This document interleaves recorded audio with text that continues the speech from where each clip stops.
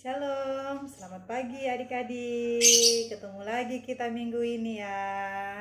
Apa kabarnya?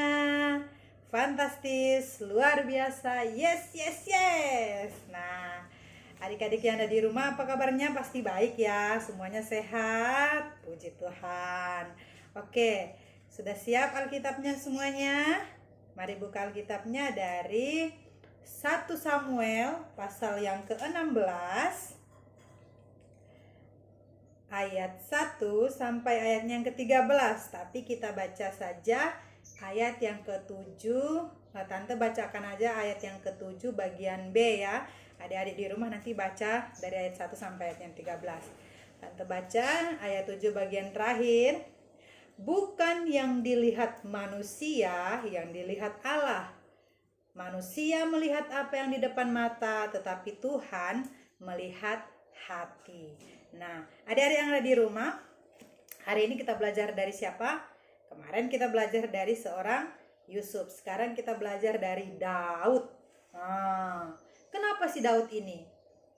Kalau cerita tentang Daud yang terkenal adalah Daud berkelahi dengan Goliat.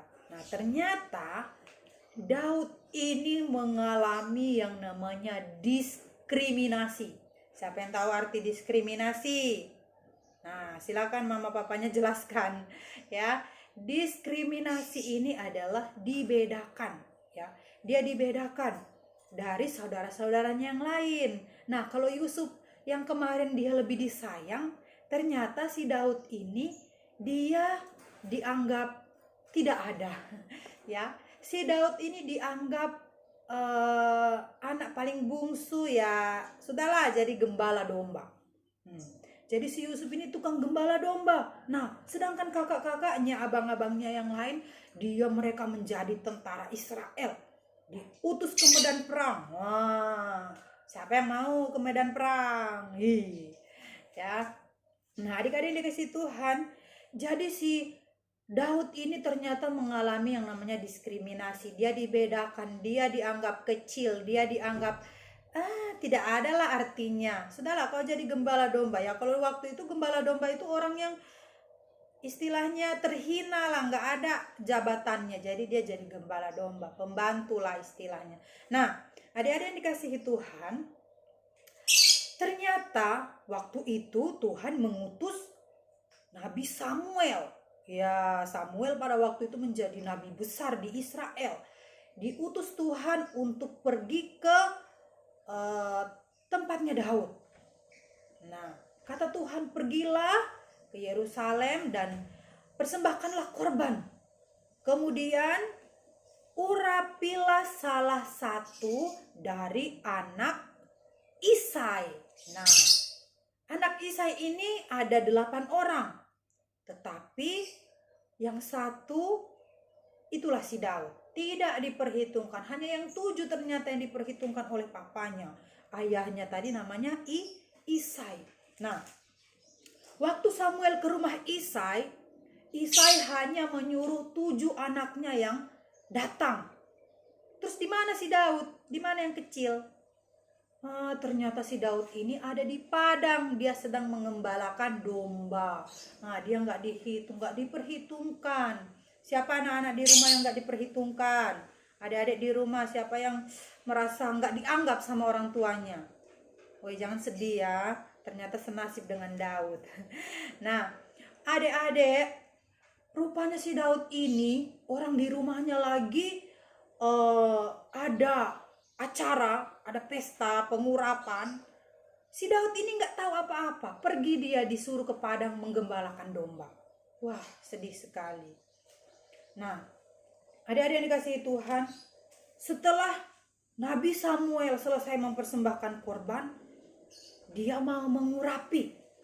Tetapi harus yang dipilih Tuhan, harus yang pilihan Tuhan. Waktu itu dia lihat anak pertamanya si Isai. Wow, badannya tinggi, besar. Seorang tentara, harus bagus badannya ya kan? Nah, wah, ini pasti yang dipilih Tuhan, kata si Samuel. Ternyata apa kata Tuhan? Bukan yang dilihat mata, ya, bukan yang dilihat mata manusia yang dipilih Tuhan ternyata. Jangan pandang parasnya, kata Tuhan. Wah, terus siapa ini yang dipilih Tuhan? Majulah anak kedua. Bukan juga. Anak ketiga. Bukan juga. Dan seterusnya sampai anak yang ketujuh. Wah, jadi siapa ini? Siapa lagi Isai anakmu? Ada enggak lagi anakmu? Katanya, kata si Samuel. Oh, masih ada Nabi Samuel, satu lagi. Tapi dia tuh masih kecil. Dia enggak bisa apa-apa. Dia lagi mengembalakan domba di padang. Panggil dia sekarang. Nah, kemudian dipanggillah si Daud. Hei Daud, dipanggil. Waktu Daud datang, wow, dia terkejut. Dia kaget, kok ada Nabi Samuel? Kok banyak orang di rumahku? Waktu dia masuk, langsung Tuhan katakan sama Samuel, nah ini yang aku pilih, urapilah dia untuk menjadi raja. Nah, jadi teman-teman yang di rumah, adik-adik yang di rumah, jangan sedih ya kalau misalkan mama, papanya, atau saudara-saudaranya nggak menganggap kita ada. Nah, sebenarnya sedih ya, tapi jangan sedih. Karena Tuhan tetap menghargai kita, kita tetap berharga di mata Tuhan. Nah, teman-teman yang di rumah, adik-adik yang di rumah, ingat, walaupun Daud tidak dihargai oleh orang tuanya, oleh saudara-saudaranya, tetapi Tuhan memilih Daud untuk akhirnya nanti dia menjadi raja. Memang tidak saat itu, tidak saat dia diurapi langsung menjadi raja, tidak, karena dia masih kecil. Nah, tetapi pada saat dia besar dan terlihat waktu dia melawan Goliat, karena dia sudah diurapi, roh Tuhan sudah ada sama Daud. Akhirnya dia bisa mengalahkan Goliat dan akhirnya juga dia menjadi raja kedua Israel. Dan dia menjadi raja yang sangat takut akan Tuhan, menjadi raja yang diteladani oleh bangsa Israel. Walaupun memang dia ada kesalahan, banyak kesalahan Daud, tetapi Tuhan tetap memilih Daud menjadi bapa leluhur. Nah, adik-adik yang dikasihi Tuhan, diskriminasi atau pembedaan dalam keluarga itu sering terjadi, pasti ada. Ya, seperti tadi si Yusuf, ya, kemarin minggu yang lalu tante cerita tentang Yusuf. Ada yang disayang, ada yang gak terlalu disayang, ada yang gak disayang. Tapi gak mungkin ya, namanya orang tua pasti sayang sama anak-anaknya semua, cuman mungkin berbeda, kurang adil. Nah, teman-teman jangan sedih, karena walaupun kita merasakan hal yang seperti itu, tapi Tuhan tetap memandang kita berharga. Jadi jangan sedih, kita ini adalah anugerah Tuhan, adik-adik adalah pemberian Tuhan. Tuhan mempercayakan adik-adik untuk berada di tengah-tengah keluarga masing-masing. Itu ada rencana Tuhan supaya adik-adik menjadi berkat, menjadi teladan buat saudara-saudara dan orang tua dan keluarga yang lain. Atau mungkin kita mengalami diskriminasi atau pembedaan itu di sekolah atau di lingkungan kita. Nah, kita tidak perlu sedih. Kita sebagai orang percaya, sebagai anak-anak Tuhan, kita tidak perlu sedih.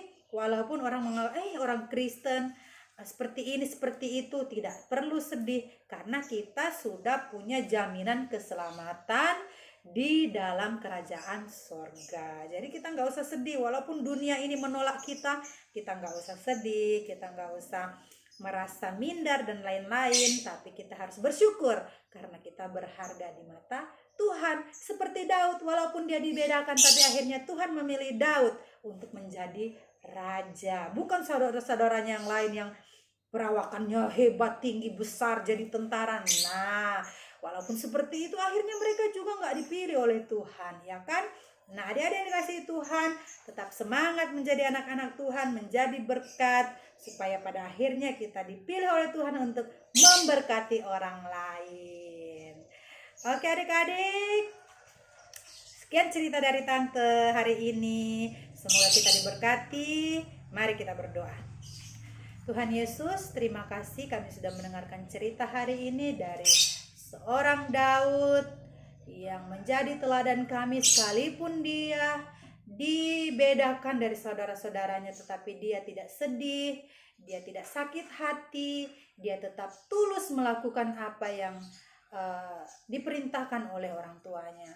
Tuhan, tolong kami juga, mungkin kami merasakan hal yang sama di rumah atau di sekolah atau di lingkungan kami bermain. Tuhan, tolong kami supaya kami tetap semangat, kami tetap kuat, kami tidak sedih, kami tidak kecewa, tetapi kami meyakini bahwa kami berharga di mata Tuhan. Karena itu Tuhan, tolong kami, mampukan kami untuk tetap menjadi berkat bagi sekeliling kami. Dalam nama Tuhan Yesus kami berdoa. Amin. Selamat hari Minggu. Tuhan Yesus memberkati. Sampai jumpa minggu depan. Bye-bye.